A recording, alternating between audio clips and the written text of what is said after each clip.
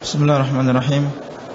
Innal hamdalillah nahmaduhu wa nasta'inuhu wa nastaghfiruh wa na'udzu billahi min shururi anfusina wa min sayyiati a'malina. Man yahdihillahu fala mudilla lahu wa man yudlil fala hadiya lahu. Asyhadu an la ilaha illallah wahdahu la syarika lahu wa asyhadu anna Muhammadan abduhu wa rasuluh sallallahu alaihi wa ala alihi wa ashabihi wa man tabi'ahum bi ihsanin ila yaumiddin. Alhamdulillah, kita bersyukur kepada Allah Subhanahu wa taala dan memuji kepada Allah Subhanahu wa taala yang Maha Pemurah lagi Maha Penyayang, yang telah memberikan kepada kita begitu banyak kenikmatan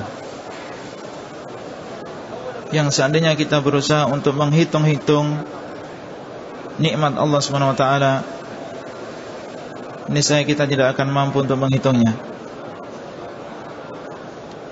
Salawat dan salam semoga senantiasa Allah Subhanahu wa taala limpahkan dan curahkan kepada Rasulullah sallallahu alaihi wasallam, keluarga beliau, para sahabat beliau, dan orang-orang yang mengikuti mereka dengan baik sampai akhir zaman. Hadirin yang dimuliakan oleh Allah Subhanahu wa taala, pada pertemuan-pertemuan yang telah lalu kita sudah menyelesaikan 3 rukun Islam yang pertama. Pertemuan yang pertama adalah tentang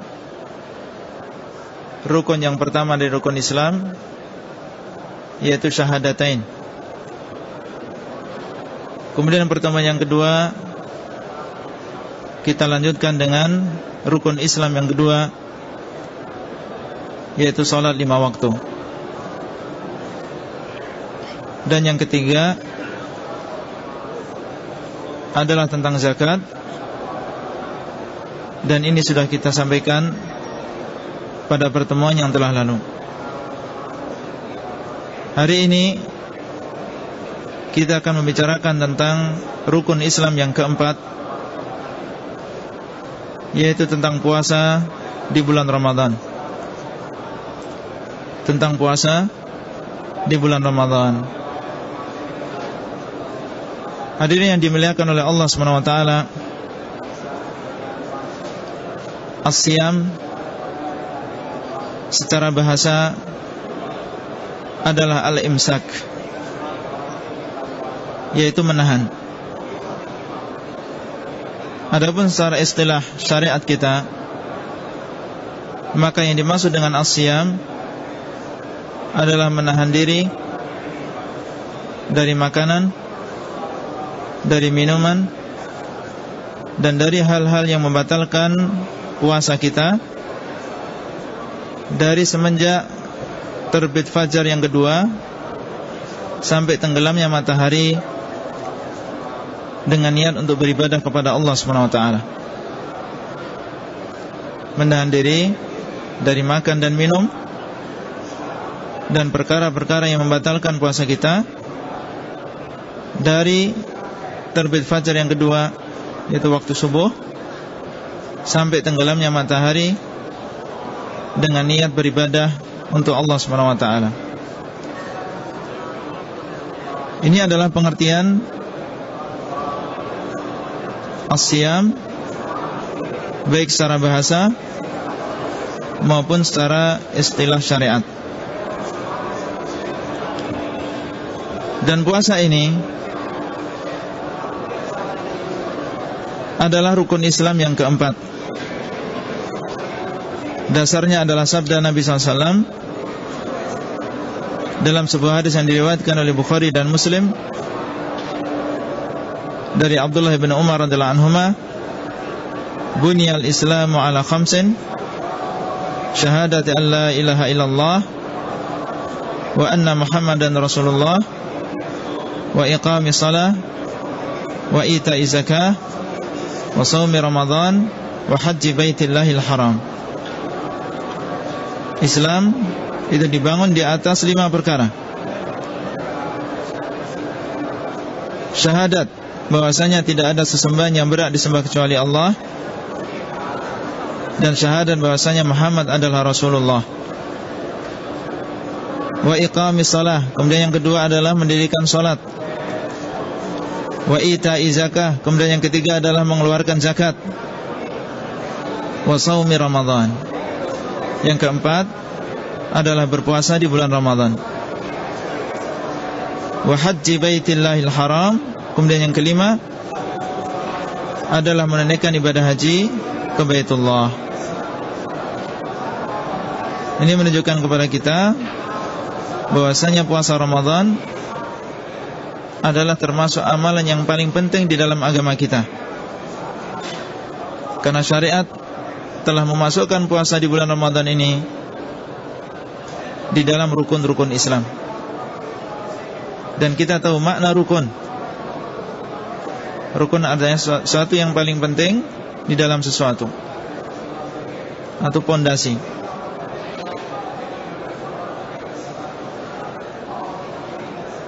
Dan puasa Ramadan ini, atau kewajiban berpuasa di bulan Ramadan,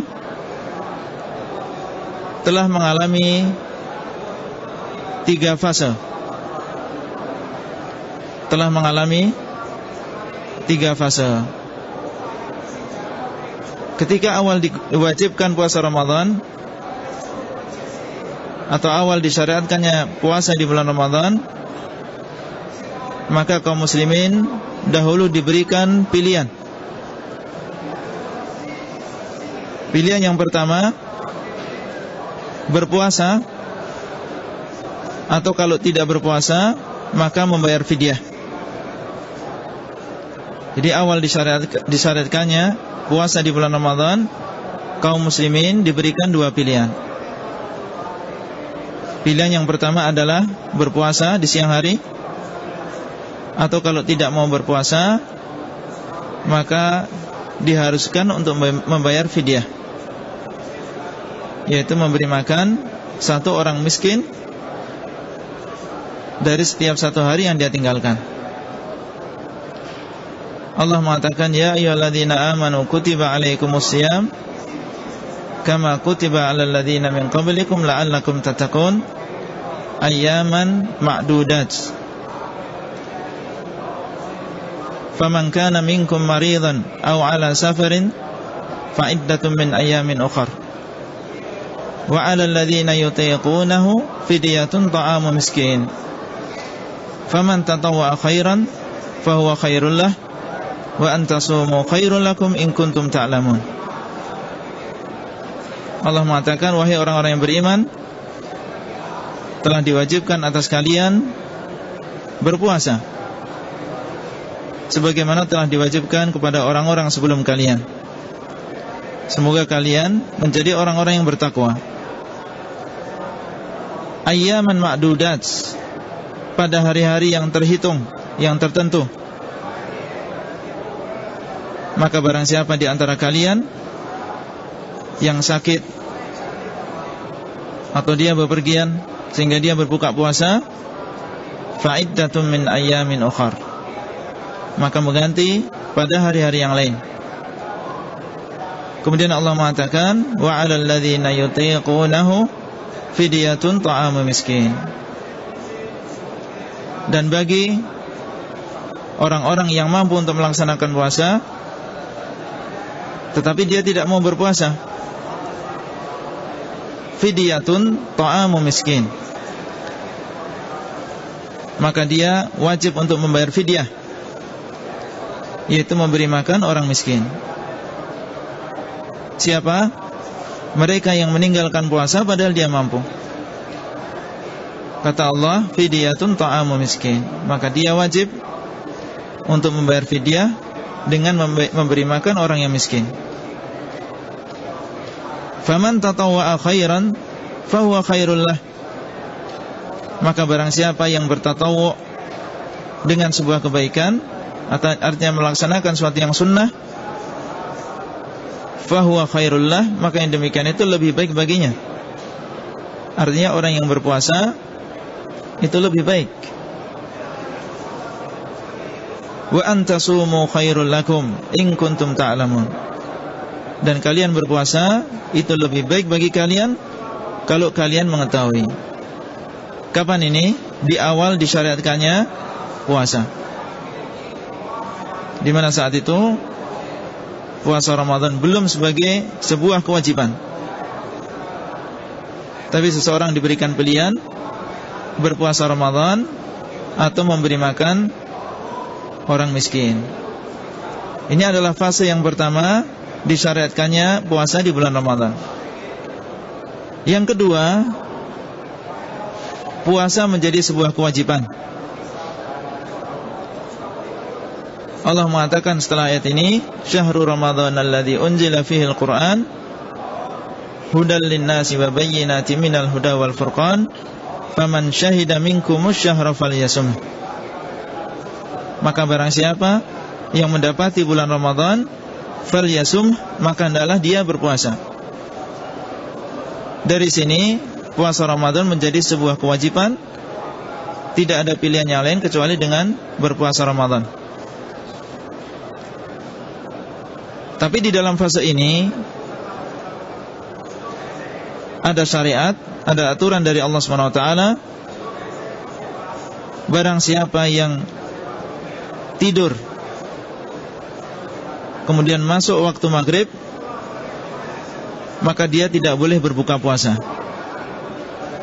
Pada fase yang kedua ini, barang siapa yang masuk waktu maghrib dalam keadaan tidur, maka dia tidak boleh berbuka puasa sampai berbuka pada hari berikutnya. Artinya dia harus melanjutkan puasanya sampai pada hari berikutnya. Kalau pada hari berikutnya ketiduran dan masuk waktu maghrib, maka dia juga tetap diharuskan untuk melanjutkan puasanya. Sampai sebagian sahabat saat itu pingsan. Kemudian Allah SWT menghapuskan hukum ini dan masuk pada fase yang ketiga, yaitu puasa yang kita jalani sekarang ini. Puasa yang penuh dengan kemudahan dan rahmat dari Allah SWT. Sampai seandainya seseorang masuk maghrib dalam keadaan tidur pun, maka diperkenankan dia untuk berbuka puasa. Ini adalah 3 marhalah atau 3 tingkatan, 3 fase dari diwajibkannya puasa di bulan Ramadan. Dan puasa di bulan Ramadan ini diwajibkan pertama kali pada tahun 2 Hijriah. Pada tahun 2 Hijriah, yaitu tahun kedua sejak hijrahnya Rasulullah SAW ke Madinah ini. Dan beliau SAW selama hidup beliau telah berpuasa selama 9 kali. Telah berpuasa 9 kali. Itu menemui bulan Ramadan dan dalam keadaan berpuasa selama 9 kali. Yaitu tahun kedua, tahun ketiga, tahun keempat, kelima, keenam, ketujuh, kedelapan, kesembilan, ke-10.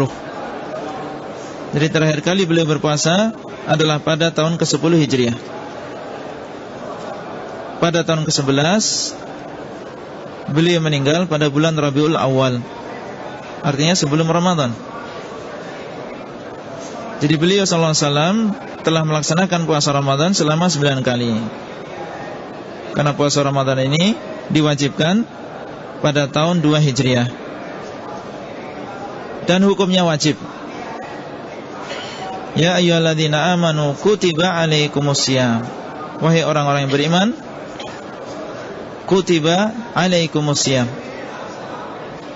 telah diwajibkan atas kalian berpuasa. Kalimat kutiba itu kalau diterjemahkan dalam bahasa kita artinya adalah diwajibkan. Kutiba alaikumusiyam berarti telah diwajibkan kepada kalian berpuasa. Dan puasa ini memiliki banyak keutamaan. Di antaranya adalah sabda Nabi sallallahu alaihi wasallam, "Man shama Ramadan imanan wa ihtisaban, ghufira lahu ma taqaddama min dhanbihi." Diriwayatkan oleh Bukhari dan Muslim. Barang siapa yang berpuasa di bulan Ramadan karena iman dan juga mengharap pahala dari Allah SWT, maka diampuni dosanya. Ma taqaddama min dhanbihi, dosanya yang sudah lalu, dosanya yang sudah pernah dia kerjakan akan diampuni oleh Allah SWT apabila dia berpuasa di bulan Ramadan karena iman, yaitu percaya bahwasanya puasa ini disyariatkan. Wahtisaban, dan juga dia berpuasa karena mengharap pahala dari Allah SWT, bukan karena kebiasaan atau merasa malu atau karena ikut-ikutan, tapi dia berpuasa ihtisaban, mengharap pahala dari Allah SWT. Maka Allah akan mengampuni dosanya yang telah lalu. Subhanallah. Dan kita melaksanakan puasa ini maksimal 29 kali atau 30 kali. Oleh karena itu, kalau ada seseorang keluar dari bulan Ramadan dan dia tidak mendapatkan ampunan dari Allah SWT, ini sungguh sangat tercela. Rasulullah SAW bersabda, "Raghima anfi rajulin adraka syahra Ramadan thumma salakha walam yughfar lah." Sungguh tercela seseorang yang menemui bulan Ramadan, kemudian bulan Ramadan tersebut habis dan dia tidak mendapatkan ampunan dari Allah SWT. Kata Rasulullah SAW, "Raghima anfi rajulin." Raghima anfu rajulin.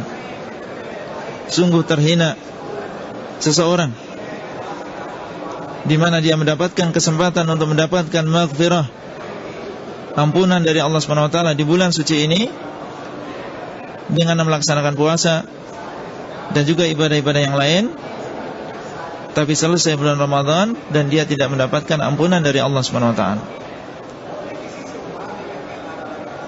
Di antara keutamaan puasa adalah yang tersebut di dalam sebuah hadis, "As-siyamu junnah." Puasa itu adalah tameng, perisai. Artinya tameng dari perbuatan-perbuatan yang tercela, dari perbuatan-perbuatan kemaksiatan, perbuatan-perbuatan yang sia-sia. Fa idza kana yaumu shaumi ahadikum fala yarfuth wala yajhal. Oleh karena itu, kalau salah seorang di antara kalian berpuasa, maka janganlah dia berbuat maksiat, wala yajhal, dan jangan dia menjahili orang lain. Dan makna menjahili orang lain di sini banyak. Menjahili dengan lisan, menjahili dengan perbuatan. Di dalam riwayat yang lain, wala yaskhab, janganlah dia berteriak keras ketika dalam keadaan berpuasa. Wa inni mru'un qatalahu aw syatamah falyaqul inni sha'im marratain. Kalau misalnya dia sudah berusaha untuk tidak menyakiti orang lain, ternyata ada orang lain yang berusaha untuk menyakiti dia atau mencela dia, maka adalah dia mengatakan inni sha'im, inni sha'im. Sungguhnya aku dalam keadaan berpuasa, aku dalam keadaan berpuasa. Menahan diri, tidak membalas celaan dengan celaan. Makanya dinamakan as-siyamu junnah. Puasa itu adalah junnah, tameng,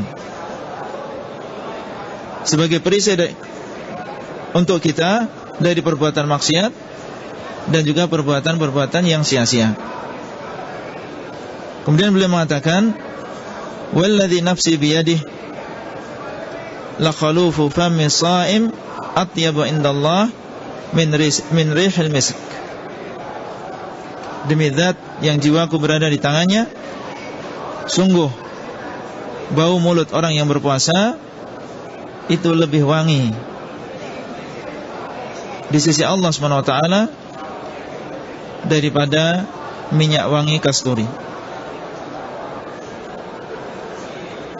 Kemudian beliau mengatakan, yatruku ta'amahu wa syarabahu min ajli.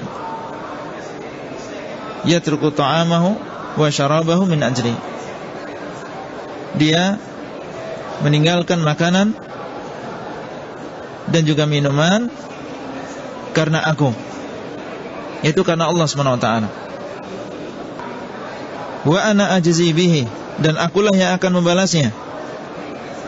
Wal hasanatu bi asyri amsalihha, dan kebaikan itu dibalas dengan 10 kebaikan. Hadis ini menunjukkan kepada kita tentang beberapa keutamaan berpuasa. Dan puasa disyariatkan oleh Allah SWT memiliki hikmah-hikmah yang banyak, memiliki faedah-faedah yang banyak. Di antaranya bahwasanya puasa ini melatih kita untuk bersabar. Bersabar di atas ketaatan, bersabar di atas musibah, dan bersabar untuk tidak berbuat maksiat kepada Allah SWT. Kita dilatih dalam puasa ini untuk melakukan kesabaran terhadap 3 perkara. Yang pertama bersabar di atas ketaatan. Kemudian yang kedua bersabar di atas musibah atau takdir. Yang ketiga adalah bersabar untuk tidak berbuat maksiat kepada Allah SWT. Dan di dalam puasa ini kita dilatih untuk mensyukuri nikmat Allah SWT, merasakan bagaimana besarnya nikmat yang Allah berikan kepada kita berupa kecukupan, baik makanan, minuman. Sementara banyak orang lain yang mereka kekurangan. Di antara hikmahnya adalah melatih kita untuk menahan syahwat. Menahan syahwat kita, padahal pada asalnya syahwat ini diperbolehkan. Tapi karena kita berpuasa, maka kita meninggalkannya karena Allah SWT. Itu adalah beberapa hikmah disyariatkannya berpuasa. Dan di sana masih banyak hikmah-hikmah yang lain yang kita tahu maupun yang tidak kita tahu. Siapa yang wajib untuk berpuasa? Tidak semua orang wajib berpuasa. Yang wajib berpuasa adalah orang-orang yang terpenuhi di dalamnya 5 atau 6 syarat. Yang pertama adalah orang Islam.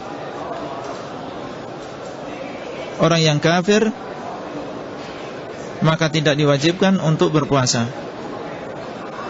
Seandainya dia berpuasa, maka puasa yang dia lakukan adalah batil, tidak sah, dan tidak diterima oleh Allah SWT.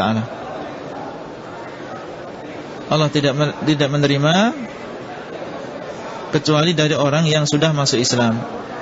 Kalau dia ingin berpuasa, maka dia bersyahadat terlebih dahulu. Syarat yang kedua adalah sudah dewasa. Seorang anak kecil maka tidak diwajibkan untuk berpuasa. Artinya kecil dan belum dewasa, tidak diwajibkan untuk berpuasa, namun dia dilatih untuk berpuasa dan membiasakan diri berpuasa. Yaitu ketika dia sudah berumur 7 tahun, diperintah, dinasihati untuk berpuasa, baik dia melaksanakan atau tidak, yang penting sudah diperintah. Ketika sudah berumur 10 tahun, maka diperintah, dan kalau tidak melaksanakan boleh dipukul, dengan syarat pukulannya tidak menyakitkan. Rasulullah SAW bersabda, muru auladakum bis-shalah wa hum abna'u sab'i sinin wadribuhum 'alaiha wa hum abna'u 10 sinin. Perintahkanlah anak-anak kalian untuk salat dan umur mereka sudah 7 tahun, dan pukullah mereka apabila mereka sudah berumur 10 tahun. Ini menunjukkan kepada kita bahwa seorang anak mulai diperintah untuk melaksanakan kewajiban-kewajiban agama semenjak 7 tahun, entah itu dia melaksanakan atau tidak. Dan kalau sudah berumur 10 tahun, maka diperbolehkan seorang wali, seorang tua, untuk memukul anak tersebut dengan syarat pukulannya tidak menyakitkan, pukulannya ringan dan tidak menyakitkan. Dan juga tidak boleh memukul bagian wajah, karena Rasulullah SAW melarang yang demikian. Dan ciri kedewasaan ini ada 3. Yang pertama adalah sudah berumur 15 tahun, atau yang kedua sudah keluar air mani, baik dalam keadaan bangun maupun dalam keadaan tidur, meskipun dia belum berumur 15 tahun. Tapi kalau sudah keluar air mani, maka berarti sudah dianggap dewasa. Artinya sudah diwajibkan sholat, diwajibkan berpuasa. Atau yang ketiga, sudah keluar bulu kemaluan, meskipun dia belum berumur 15 tahun ataupun belum keluar air mani. Tapi kalau sudah keluar bulu kemaluan, berarti dia sudah dianggap dewasa. Untuk anak perempuan, maka ditambah 1 ciri, yaitu sudah datang darah haid. Kalau sudah haid, meskipun belum berumur 15 tahun, belum keluar air mani, belum tumbuh bulu kemaluan, maka anak wanita tersebut sudah dianggap dewasa. Wajib baginya untuk melaksanakan sholat 5 waktu, dan wajib baginya untuk melakukan puasa Ramadan. Yang ketiga, syarat wajib berpuasa ini adalah berakal. Seorang muslim yang dewasa, kalau dia tidak memiliki akal seperti orang yang gila, maka dia tidak berkewajiban untuk berpuasa. Karena yang namanya puasa butuh niat, dan ini tidak dimiliki oleh orang yang tidak memiliki akal. Rasulullah SAW bersabda, rufi'al qalamu an thalathah. Pena itu diangkat dari 3 golongan. Di antaranya anis sabi hatta yahtalim, dari seorang anak kecil sampai dia dewasa. Kemudian yang kedua, wa anil majnun hatta yaqil, dan diangkat pena itu dari orang yang gila sampai dia berakal kembali. Ini menunjukkan bahwasanya syarat wajib berpuasa diantaranya adalah berakal. Orang yang tidak berakal, maka tidak diwajibkan dia berpuasa. Kemudian yang selanjutnya, di antara syarat wajib berpuasa adalah memiliki al-qudrah, yaitu memiliki kemampuan. Orang yang tidak mampu berpuasa, maka dia tidak diwajibkan untuk berpuasa. Dan orang yang tidak mampu ini terbagi menjadi 2. Ada orang yang tidak mampu sementara, tidak mampu berpuasa sementara, seperti orang yang sakit, yang masih diharapkan kesembuhannya, atau seorang yang musafir, orang yang bepergian, yang kelelahan ketika dia bepergian sehingga tidak mampu berpuasa. Maka ini adalah termasuk ketidakmampuan yang sementara, yang masih diharapkan nanti dia mampu di kemudian hari. Maka orang yang tidak mampu berpuasa dengan ketidakmampuan sementara, diwajibkan dia untuk mengqadha. Diwajibkan dia untuk mengqadha, yaitu mengganti puasanya. Allah SWT atau Rasulullah SAW bersabda, "Innallaha wada'a 'anil musafiri as-sawma wa syatras salah." Sungguhnya Allah SWT telah menggugurkan dari orang yang musafir, yaitu orang yang bepergian, berpuasa dan juga separuh dari sholat. Berpuasa ini gugur kewajibannya bagi orang yang musafir, orang yang bepergian. Demikian pula separuh dari sholat. Oleh karena itu orang yang musafir boleh dia mengqashar sholat-sholat yang 4 rakaat menjadi 2 rakaat, karena memang sudah digugurkan kewajibannya. Kemudian beliau sallallahu alaihi wasallam mengatakan, "Wa 'anil hamili wal murdi' as-shaum." Demikian pula Allah SWT telah menggugurkan kewajiban berpuasa dari orang atau seorang wanita yang hamil dan juga seorang wanita yang menyusui. Hadis ini diriwayatkan oleh Abu Dawud, Tirmidzi, An-Nasa'i dan juga Ibnu Majah. Hadisnya hasan sahih, menunjukkan kepada kita bahwasanya seorang wanita yang hamil yang tidak mampu untuk berpuasa, demikian pula seorang wanita yang menyusui yang tidak mampu berpuasa, maka dia boleh meninggalkan puasa dan berkewajiban untuk menggantinya, karena ini adalah uzur yang sementara, ketidakmampuan yang sementara. Demikian pula orang-orang yang musafir, orang-orang yang bepergian, kewajiban bagi mereka adalah mengganti hari-hari yang dia tinggalkan dengan berpuasa di hari-hari yang lain di selain bulan Ramadan. Allah mengatakan, ayyaman ma'dudat, faman kana minkum maridan aw ala safarin fa'iddatun min ayyamin ukhar. Maka barang siapa di antara kalian yang sakit dan juga bepergian, fa'iddatun min ayyamin ukhar, maka dia wajib untuk mengganti pada hari-hari yang lain. Fa'iddatun min ayyamin ukhar.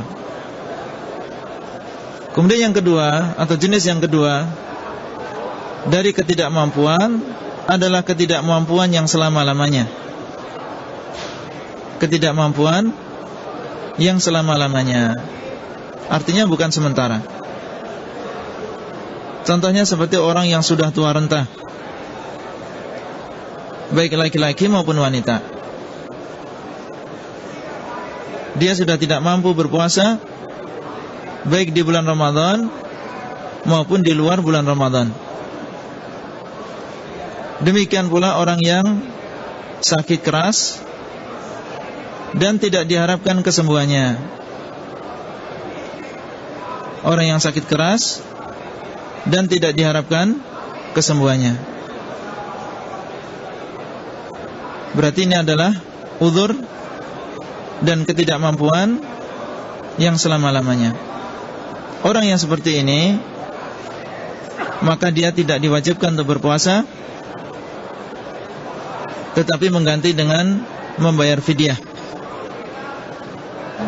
yaitu memberi makan satu orang miskin setiap satu hari yang dia tinggalkan. Memberi makan satu orang miskin dari setiap hari yang dia tinggalkan. Berapa ukurannya? Setengah sok, yaitu kurang lebih 1,5 kilo beras. 1,5 kilo beras untuk satu orang miskin. Kalau 30 hari, berarti kita membayar 30 dikali 1,5 kilo beras, yaitu 45 kilo diberikan kepada orang-orang miskin. Dalilnya adalah firman Allah Subhanahu wa taala, wa 'alal ladzina yutiqunahu fidyatun ta'amu miskin. Dan bagi orang-orang yang mampu kemudian dia tidak berpuasa, maka dia membayar fidyah, memberi makan orang yang miskin.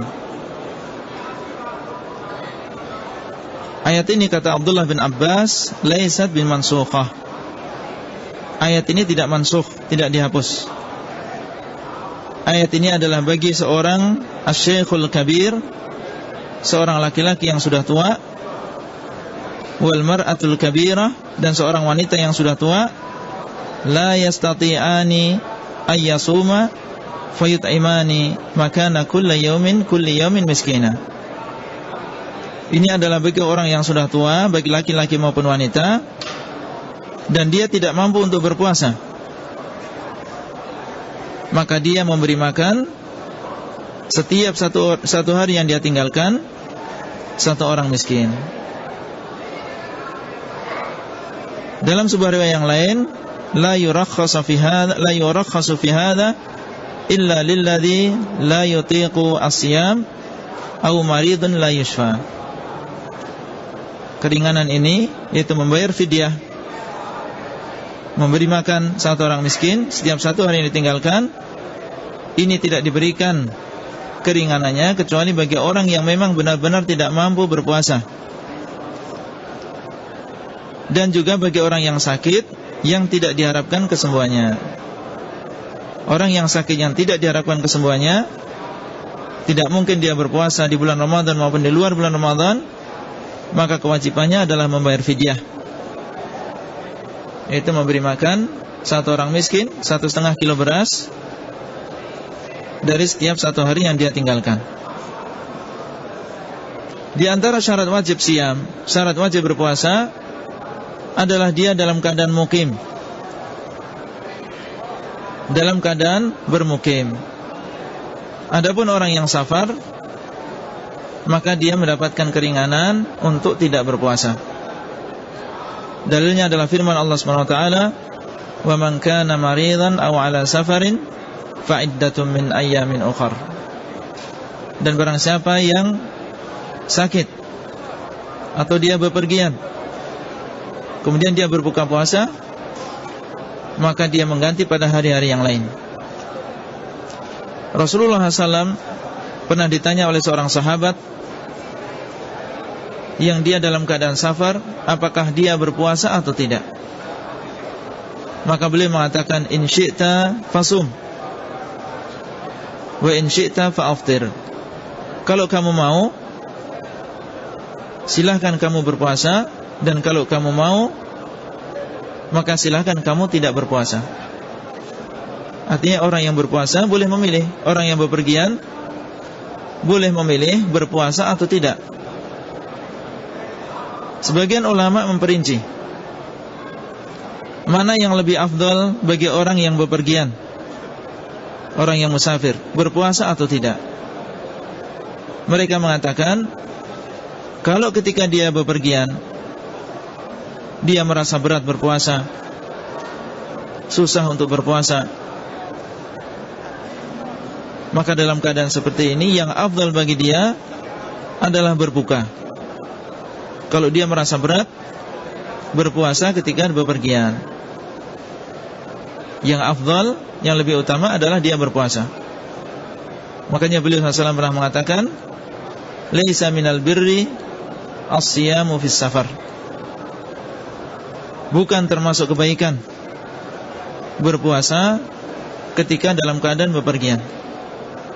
Bukan termasuk kebaikan, kata beliau, berpuasa dalam keadaan bepergian. Maksudnya adalah ketika puasa itu berat bagi seorang yang bepergian.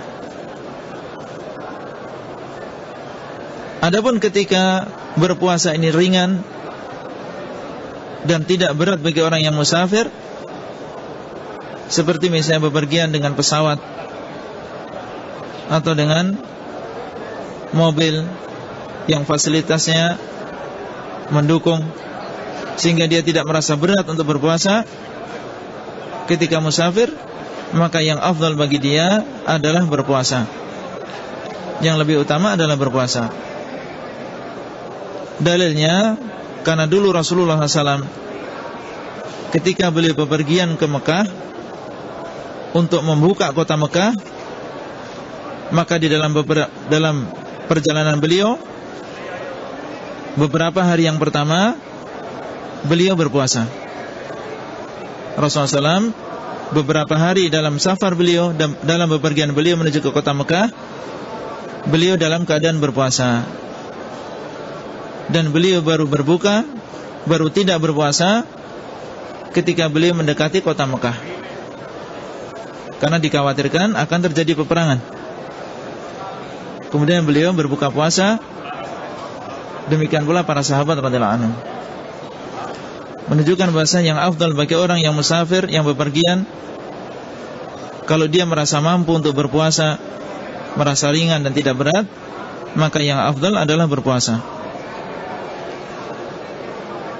Kemudian yang selanjutnya, di antara syarat wajib berpuasa adalah tidak ada penghalang. Di antaranya adalah haid dan juga nifas, yang merupakan kekhususan bagi wanita. Meskipun terpenuhi syarat-syarat di atas, Islam, balik, berakal, mampu, dalam keadaan mukim, tapi kalau dia datang haid atau nifas, maka tidak boleh dia berpuasa. Bahkan diharamkan dia berpuasa. Rasulullah SAW bersabda, "Alaysa idza hadat lam tusalli wa lam tasum." Bukankah seorang wanita itu apabila dia haid, maka dia tidak sholat dan juga tidak berpuasa? Menunjukkan bahasanya haid dan juga nifas ini adalah penghalang wajibnya seseorang berpuasa.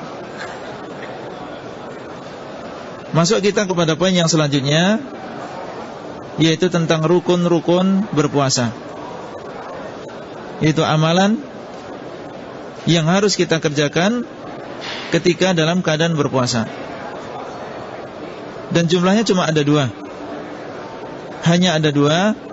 Yang pertama adalah niat.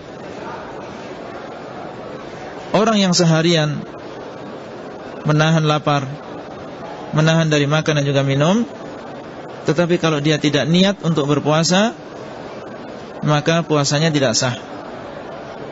Rasulullah SAW bersabda, "Innamal a'malu binniyat." Sungguhnya amalan-amalan itu dengan niat. Termasuk diantaranya puasa. Orang yang mengamalkan amalan puasa sementara dia tidak niat berpuasa, maka puasanya tidak diterima dan tidak sah. Rasulullah SAW bersabda, "Man lam yujmi as-siyama qabla al-fajr fala siyamalah." Barang siapa yang tidak niat berpuasa sebelum subuh, sebelum fajar, maka dia tidak punya puasa. Artinya puasanya tidak diterima. Barang siapa yang tidak niat puasa sebelum subuh, sebelum fajar, maka puasanya tidak diterima. Ini menunjukkan bahwasanya di antara rukun puasa adalah niat sebelum subuh. Artinya sebelum waktu fajar kita sudah harus niat. Mungkin setelah isya, atau pertengahan malam, atau sepertiga malam yang terakhir, atau sebelum subuh. Yang penting kita sudah niat di dalam hati kita, berniat, berkehendak untuk berpuasa. Maka ini sudah dinamakan niat. Dan yang namanya niat bukan yang dilafadzkan, tapi yang namanya niat adalah apa yang ada di dalam hati kita. Kehendak kita, azam kita untuk melakukan puasa, itulah yang dinamakan dengan niat. Dan para ulama berbeda pendapat apakah seseorang diwajibkan untuk berniat setiap hari ataukah cukup di awal bulan? Dan pendapat yang lebih mendekati kebenaran adalah pendapat yang mengatakan cukup seseorang memiliki niat untuk berpuasa 1 bulan di awal bulan Ramadan. Tapi yang afdal, yang lebih utama adalah memperbaharui niatnya setiap hari. Tapi seandainya seseorang mencukupkan niatnya di awal Ramadan, karena setiap orang Islam yang muslim maupun muslimah ketika Ramadan datang itu niatnya ingin berpuasa sebulan penuh, ingin berpuasa sebulan penuh. Ini sebenarnya sudah cukup menurut sebagian ulama. Niat yang dia lakukan di awal bulan untuk berpuasa sebulan penuh selama 29 hari atau 30 hari ini sudah cukup. Dan jumhur, mayoritas ulama mengatakan diharuskan untuk memperbaharui niat setiap harinya. Oleh karena itu kita katakan yang afdal dan yang lebih utama adalah kita memperbaharui niat kita setiap harinya. Ketika di malam hari kita niatkan dalam hati kita akan berpuasa di esok hari. Ini adalah untuk puasa wajib, seperti puasa Ramadan, puasa nadar. Maka ini diharuskan berniat sebelum waktu subuh. Adapun puasa sunnah seperti puasa Senin Kamis, puasa 3 hari setiap bulan, puasa Daud, atau puasa sunnah-sunnah yang lain, maka ini tidak disyaratkan harus niat sebelum subuh. Apabila seseorang masuk di waktu pagi dan dia tidak makan dari sejak subuh sampai jam 8 tidak makan, kemudian dia niat dari jam 8 untuk puasa Senin, maka puasanya sah, karena ini adalah puasa sunnah saja. Tidak diharuskan untuk berniat sebelum waktu subuh. Dalilnya apa? Dahulu Rasulullah SAW pernah mendatangi istrinya setelah waktu pagi, yaitu setelah subuh, kemudian bertanya, apakah kalian memiliki makanan? Kalau mereka mengatakan tidak memiliki makanan, beliau mengatakan, idzan ana shaim. Kalau begitu, aku berpuasa setelah waktu subuh. Ini menunjukkan bahwasanya untuk puasa sunnah maka diperbolehkan kita niat meskipun setelah subuh. Adapun puasa yang wajib seperti puasa Ramadan diharuskan niat sebelum waktu subuh. Kemudian yang kedua, di antara rukun puasa adalah menahan dari perkara-perkara yang membatalkan puasa dari waktu subuh sampai tenggelam matahari. Menahan makan, menahan minum, menahan syahwat, dan menahan dari perkara-perkara yang membatalkan dari waktu subuh sampai tenggelam matahari. Yang pertama niat, yang kedua menahan. Dalilnya adalah firman Allah SWT,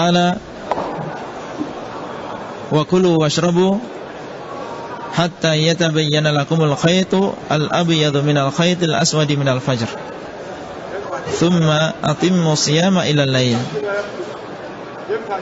Dan makanlah kalian dan minumlah kalian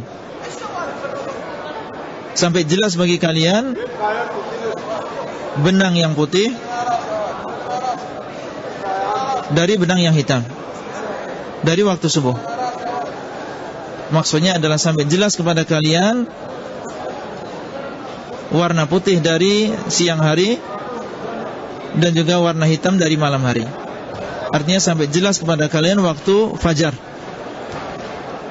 Makanlah dan minumlah sampai jelas bagi kalian waktu fajar. Wa kulu washrabu thumma atimmu siyama ilal lail. Kemudian sempurnakanlah puasa kalian sampai malam hari. Maksudnya adalah sampai tenggelamnya matahari. Ini menunjukkan bahasanya rukun puasa diantaranya adalah menahan diri dari perkara-perkara yang membatalkan dalam waktu yang sudah ditentukan, yaitu dari subuh sampai tenggelam matahari. Masuk kita kepada perkara-perkara yang membatalkan puasa. Perkara-perkara yang membatalkan puasa, di antaranya yang pertama adalah makan dan juga minum. Dalilnya jelas, wa kulu washrabu hatta yatabayyana lakumul khaytul abyadu minal khaytil aswadi minal fajr. Makanlah dan minumlah sampai jelas kepada kalian datangnya waktu fajar. Artinya kalau sudah datang waktu fajar, berarti kita tidak boleh makan, tidak boleh minum. Kalau kita sengaja, batal puasanya. Tapi kalau kita lupa atau kita tidak tahu, maka kita tidak batal puasanya. Rasulullah SAW mengatakan, man nasiya wa huwa sha'im fa akala wa syarib falyutimma shaumahu fa innama at'amahu Allahu wa saqah.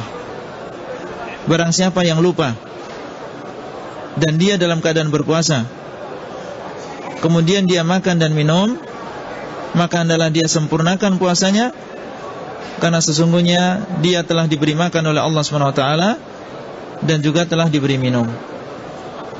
Menunjukkan bahwasanya orang yang lupa dalam keadaan berpuasa dan dia makan dan juga minum, maka tidak batal puasanya, dan silahkan dia menyempurnakan puasanya. Yang kedua, di antara hal yang membatalkan puasa adalah mendatangi istri. Orang yang mendatangi istrinya di siang hari di bulan Ramadan dalam keadaan berpuasa, dan dia tahu hukumnya dan tidak lupa, maka batal puasanya, dan dia berdosa. Kemudian yang ketiga, diharuskan dia untuk mengganti puasa tersebut. Kemudian yang keempat, diharuskan dia untuk membayar kafarah, tebusan. Yang pertama, diharuskan dia untuk membebaskan seorang budak.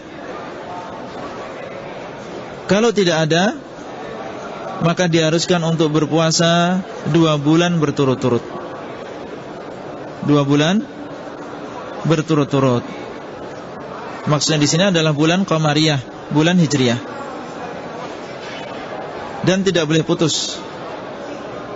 Kalau hampir 2 bulan kemudian dia tidak berpuasa, maka ini batal dan harus diulang kembali dari awal, karena syaratnya adalah 2 bulan berturut-turut. Jadi kalau tidak mampu membebaskan budak, maka diberi pilihan yang kedua, berpuasa 2 bulan berturut-turut. Kalau tidak mampu karena sakit misalnya, maka diharuskan dia untuk memberi makan 60 orang miskin. Dan 1 orang miskin adalah 1,5 kilo beras. Jadi kalau 60, maka 60 dikali 1,5 kilo, yaitu 75 kilo beras. Ini kapan? Kalau tidak mampu membebaskan budak dan juga tidak mampu untuk berpuasa 2 bulan berturut-turut. Kalau dia mampu berpuasa, maka tidak boleh mengambil pilihan yang ketiga. Kalau dia mampu untuk membebaskan budak, tidak boleh mengambil pilihan yang kedua. Jadi fidyah ini berurutan. Membebaskan budak, kalau tidak mampu maka berpuasa 2 bulan. Kalau tidak mampu maka baru memberi makan 60 orang miskin. Oleh karena itu harus hati-hati. Dan jangan kita bermudah-mudah dalam perkara ini, karena hukumannya berat, konsekuensinya berat.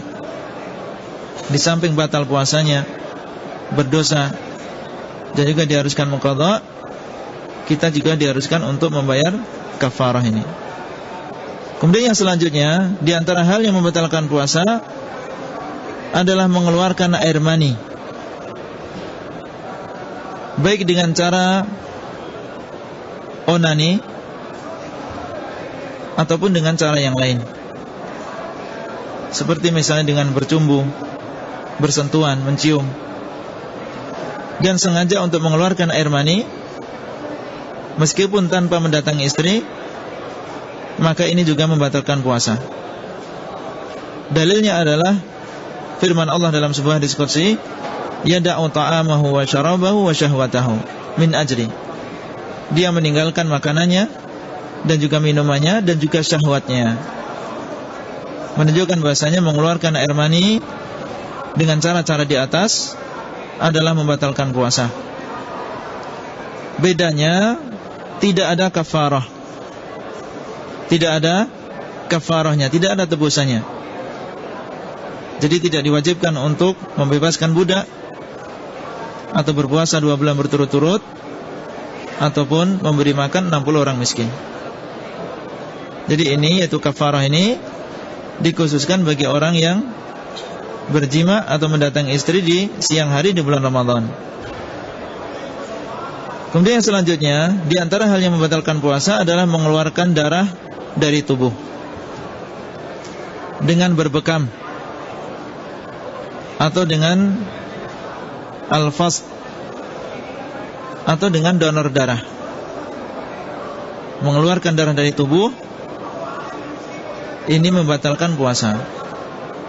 Dalilnya adalah sabda Nabi SAW, aftarul hajimu wal mahjum.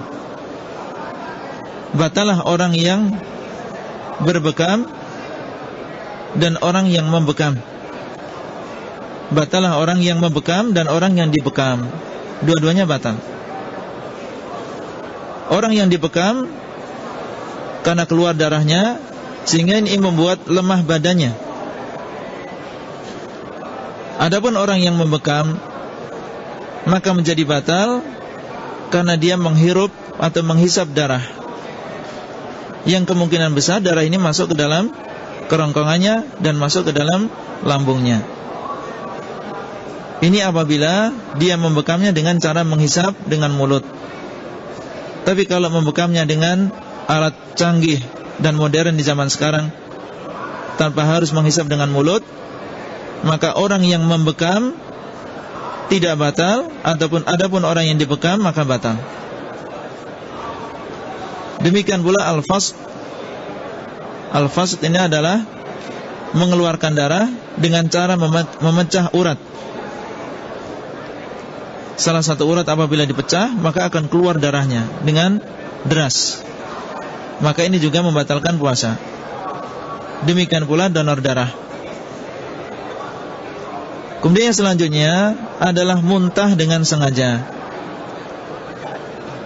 Muntah dengan sengaja. Rasulullah SAW bersabda, man dara'ahu al-qai' falaysa alaihi qadha, wa man istaqa'a amdan falyaqdi. Barang siapa yang terpaksa untuk memuntah, artinya tanpa kehendak dia untuk muntah, maka dia tidak berkewajiban untuk mengqadha. Dan barang siapa yang sengaja untuk muntah, maka dia wajib untuk mengqadha. Sengaja untuk muntah misalnya dengan memasukkan jari ke dalam mulutnya, atau sengaja melihat sesuatu yang menjijikkan biar dia bisa muntah, atau membayangkan sesuatu yang menjijikkan. Artinya dia sengaja untuk mengeluarkan sesuatu dari perutnya, baik banyak maupun sedikit, baik berupa lendir maupun darah ataupun makanan, maka itu semuanya membatalkan puasa. Tapi kalau dia muntah tanpa sengaja, dia sudah tahan dan tetap muntah, maka ini tidak membatalkan puasa. Ini adalah beberapa hal yang membatalkan puasa. Di antara perkara yang disunahkan ketika kita berpuasa, di antara beberapa hal yang disunahkan, yang dianjurkan ketika kita berpuasa, yang pertama adalah sahur. Sahur ini adalah perkara yang disunahkan, dianjurkan ketika kita berpuasa. Rasulullah SAW bersabda, tasahharu fa inna fis sahuri barakah, fa inna fis suhuri barakah. Hendaklah kalian makan sahur, Karena sesungguhnya di dalam sahur itu ada berkahnya. Di dalam sahur itu ada berkahnya. Apa berkahnya? Di antara berkahnya adalah seseorang lebih kuat dalam berpuasa. Kemudian yang kedua, orang yang makan sahur, maka dia bangun di sepertiga malam yang terakhir. Dan sepertiga malam yang terakhir adalah waktu yang mustajab untuk berdoa. Di antara berkahnya, orang yang sahur menjelang waktu subuh, maka insya Allah dia tidak akan ketinggalan untuk melakukan sholat subuh secara berjamaah. Adapun orang yang tidak sahur, maka dikhawatirkan dia kebablasan, tidak melakukan sholat subuh, atau sholat subuh telat. Ini adalah beberapa berkah orang yang melakukan sahur. Sahurlah kalian, karena sesungguhnya sahur di dalamnya ada berkahnya. Dan cukup atau dinamakan dengan sahur apabila seseorang memakan atau meminum meskipun dengan sedikit. Meminum seteguk air, atau memakan sepotong roti, atau sesuap nasi, maka ini sudah dinamakan dengan sahur. Artinya sudah mendapatkan keutamaan sahur. Dan disunahkan dalam bersahur kita mengakhirkan sahur kita. Mengakhirkan sahur kita, artinya menjelang waktu salat subuh, 10 menit sebelum subuh, 5 menit sebelum subuh. Yang jelas disunahkan untuk mengakhirkan sahur kita. Seorang sahabat menceritakan bahwasanya antara sahurnya dengan adzan subuh itu kurang lebih 50 ayat. Artinya membaca 50 ayat. Artinya waktu yang singkat. Menunjukkan bahwasanya sunnahnya adalah mengakhirkan waktu sahur sampai menjelang subuh. Bukan jam 12, jam 1, jam 11. Jadi sunnahnya adalah mengakhirkan waktu sahur.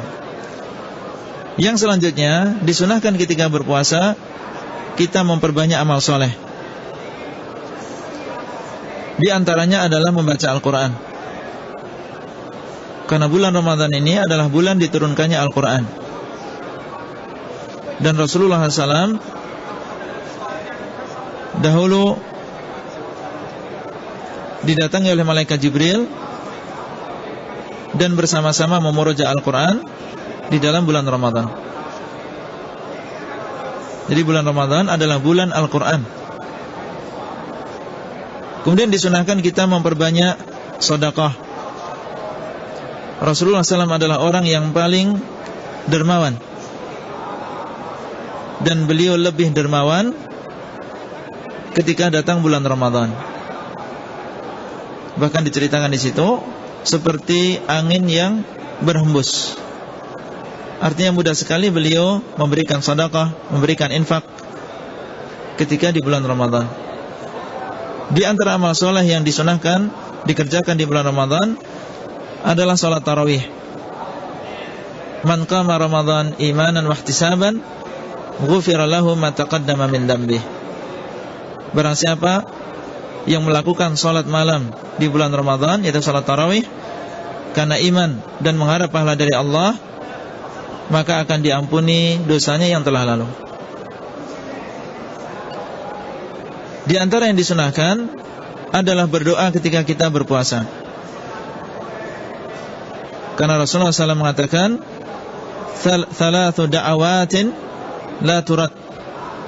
Ada 3 doa yang tidak akan ditolak oleh Allah SWT.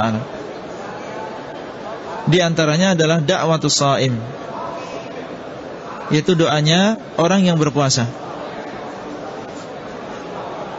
Dan setelah kita berpuasa dari subuh sampai sore, ini adalah waktu yang mustajab untuk berdoa kepada Allah SWT. Mintalah kepada Allah kebaikan akhirat,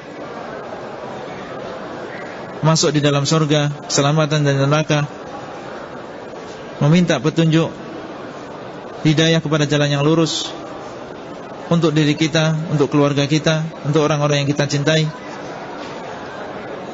Karena ini adalah termasuk doa yang mustajab. Doa orang yang berpuasa adalah doa yang mustajab.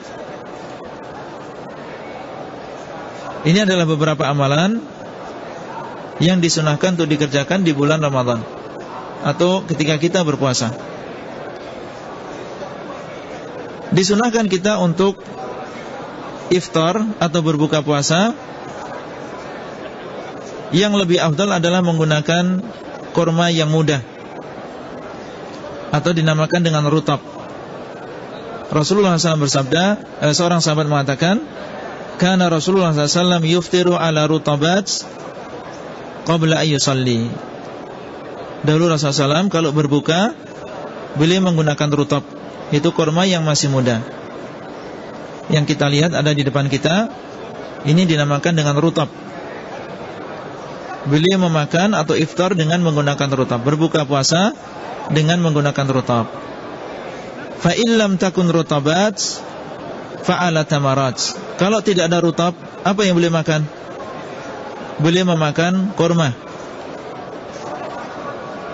Fa illam takun, kalau misalnya tidak ada kurma, hasawatin min ma.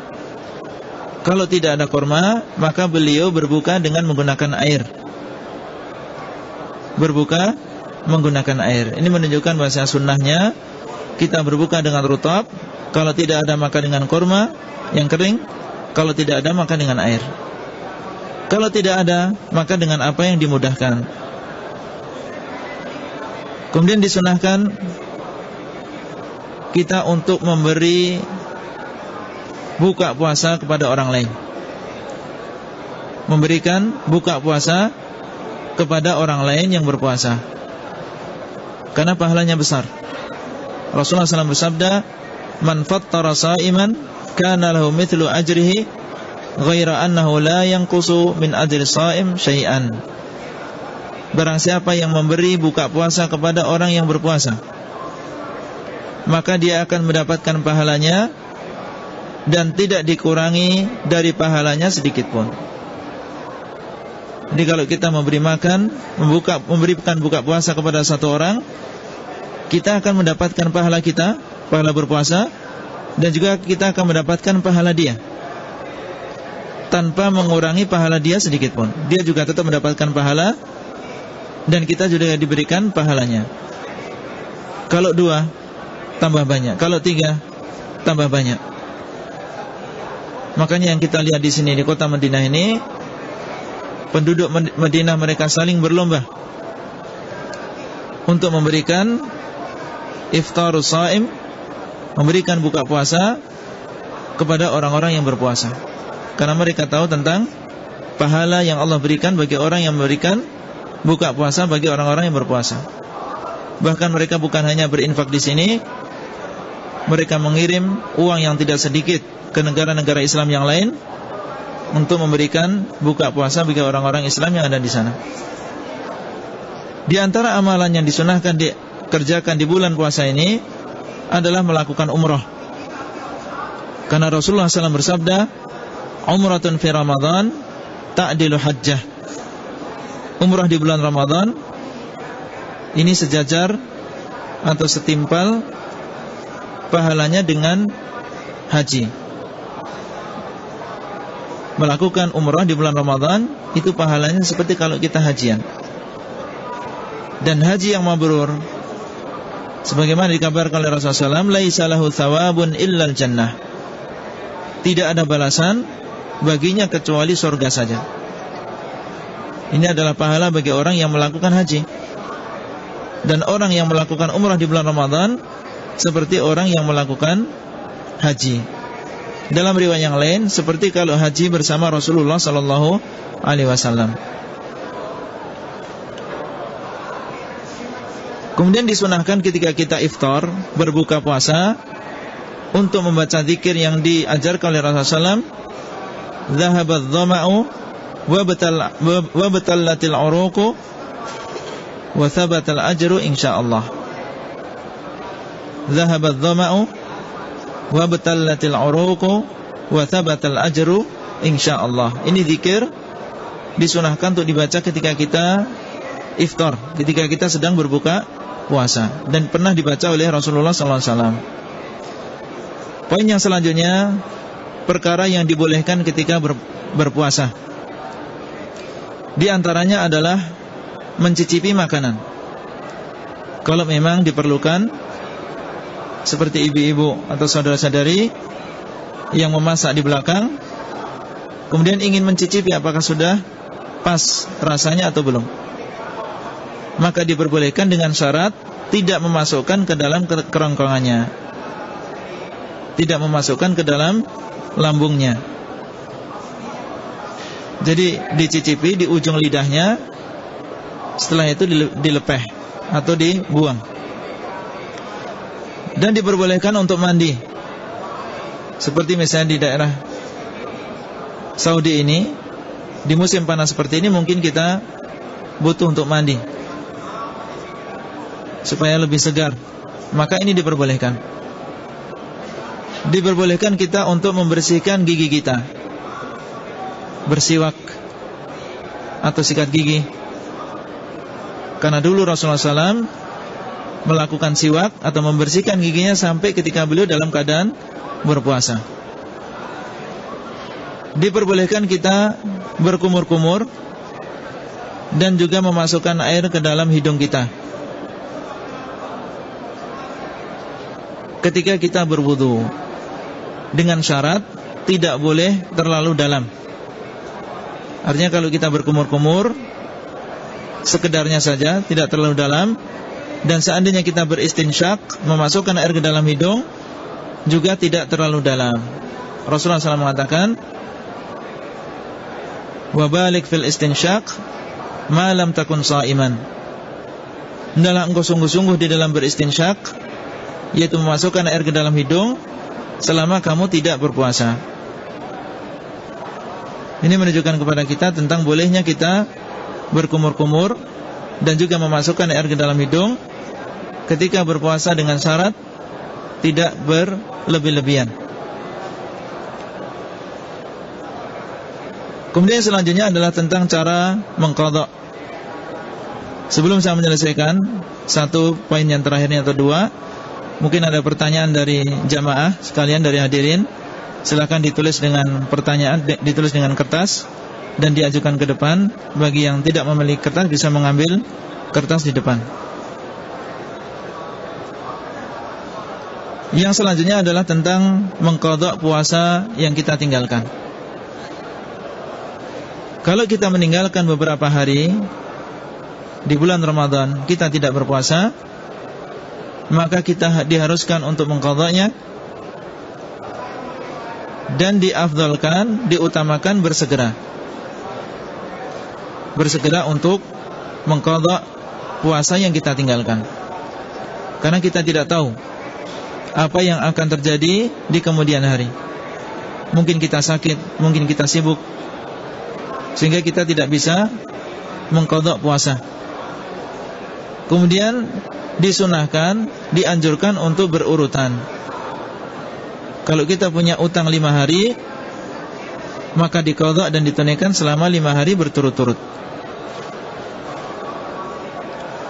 Dan tidak boleh kita menunda-nunda mengqadha puasa ini sampai pada Ramadan tahun berikutnya.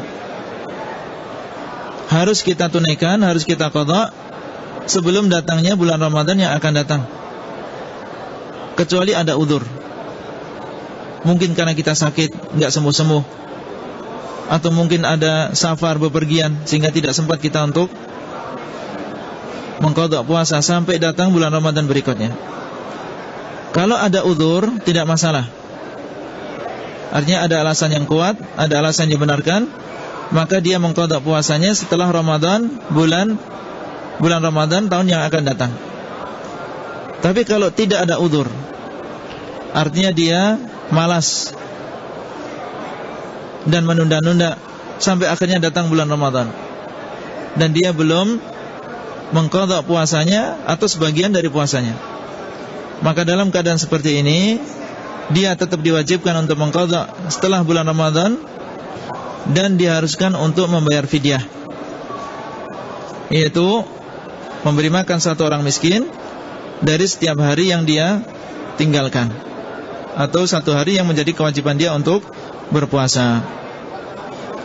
Kemudian yang terakhir tentang masalah hadis-hadis yang tersebar di bulan Ramadan ini, dan dia adalah hadis yang tidak sahih, dari Rasulullah SAW. Di antaranya adalah hadis sumu tasihhu, berpuasalah kalian maka kalian akan menjadi sehat. Ini hadis ini tidak sahih. Hadisnya adalah hadis yang dhaif, hadis yang lemah. Dan kita tidak mengingkari bahasanya puasa ini secara kesehatan adalah menyehatkan. Akan tapi kalau kita mengatakan ini ada hadisnya, maka ini tidak benar. Karena hadis sumu tasihhu, berpuasalah kalian maka kalian akan sehat, ini adalah hadis yang dhaif. Kemudian selanjutnya, di antara hadis yang dhaif adalah doa sebelum kita berbuka. Allahumma laka sumtu wa ala rizqika aftartu. Maka ini adalah hadis yang dhaif. Bahkan dhaif yang jiddan, yaitu dhaif yang sangat. Jadi zikir yang disunahkan, yang sahih, yang tadi kita sebutkan, dhahabadh dhama'u wa batallatil uruqu wa thabatal ajru insyaallah. Ini hadis ini sahih dari Rasulullah SAW. Di antara hadis yang dhaif adalah hadis yang berbunyi wa naumuhu ibadah. Bahasanya orang yang berpuasa tidurnya itu adalah ibadah. Tidurnya orang yang berpuasa adalah ibadah. Ini adalah hadis yang dhaif. Bahkan ulama mengatakan dhaifun jiddan, yaitu hadis yang sangat lemah sekali. Oleh karena itu tidak bisa kita jadikan pegangan, dan tidak boleh kita katakan itu adalah hadis yang mengatakan adalah Rasulullah SAW. Dengan demikian kita sudah menyelesaikan hal-hal yang berkaitan dengan rukun Islam yang keempat, yaitu puasa Ramadan. Dan kita berdoa kepada Allah SWT, semoga Allah SWT menerima puasa kita semua dan memberikan pahala kepada kita dengan sebesar-besar pahala. Dan insyaAllah besok hari kita akan menyelesaikan rukun Islam ini dengan menerangkan tentang Al-Hajj, yaitu ibadah haji yang merupakan rukun Islam yang kelima. Tapi kalau tidak ada pertanyaan dengan tertulis, yang mau bertanya secara lisan bisa langsung mendatangi saya di depan. Wabillahi taufiq wal hidayah. Wassalamualaikum warahmatullahi wabarakatuh.